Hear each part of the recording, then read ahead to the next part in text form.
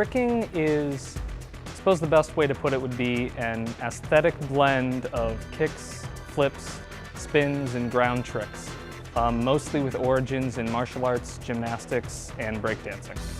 Tricking is basically an aesthetically focused martial art, is the way that I think about it.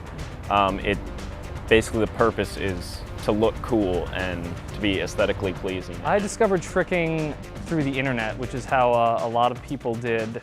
I first started tricking around my senior year of high school.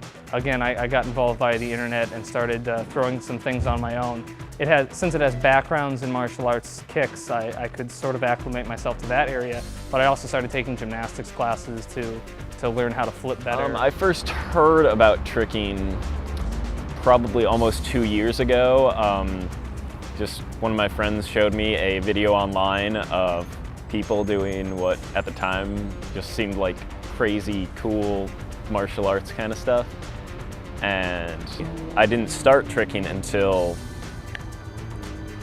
several months after watching that video. It was kind of just, at first it was like, oh yeah, that's pretty cool. And then kind of watching a few more videos every now and then. And then after a while, I was like, okay, I think I kind of want to learn this. Tricking is a very individual thing, so it means a lot of different things to a lot of different people. But in general, a trick is any kick, flip, or any movement really that looks good, that you can make to look good. Tricking can be done basically anywhere that there's an open space. The best areas, at least, like sometimes when you're starting a move, you'll want to be indoors on pads and with mats, because when you're starting out, you know you're going to fall, and you just want to be somewhere where it hopefully won't hurt too much.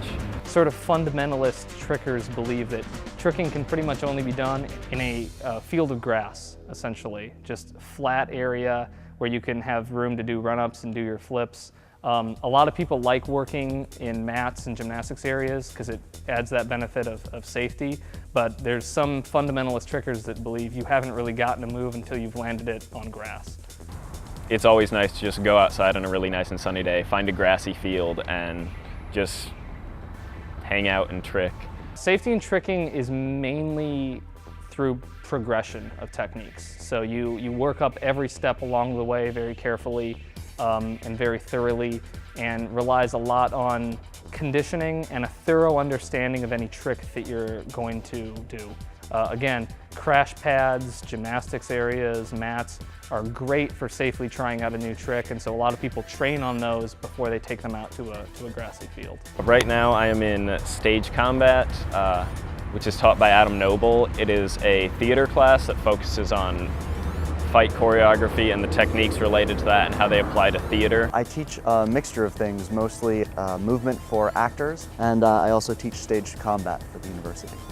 I don't have as much of a gymnastics background as a martial arts background, and I certainly take a lot of that martial arts knowledge to my classes. Well, in my stage combat classes, safety is pretty much job one. You know, just like anything, you learn, you gain more and more knowledge and technique, and that becomes the foundation for making things safe. I've probably had 3 or 4 injuries total, and that's in every class, every film situation, every theater experience, and none of them were major. Tricking and stage combat are similar in that the primary goal of both is to put on a good show. You want something that's convincing, you want something that looks good, you're trying to please an audience. Stage fighting and tricking really relate to each other a lot, because it will make your stage fights and the choreography a lot cooler and look a lot better for the audience. Certainly in cinematic circles, having people in your crew who can trick and can bust out with one of those amazing looking stunts or falls or kicks or just lends that much more to the production. So the thing about tricking is it's really hard. In the end, it's all worth it. You spend hours and hours and days and weeks and months trying to get that one move with no improvement, and then the one day that you finally land it, you feel great, and it's all worth it. All of the hard work, the hours of failure and crashing and the pain and the trying and the frustration, when you nail that one trick that you've been trying so long for, it's the best feeling ever.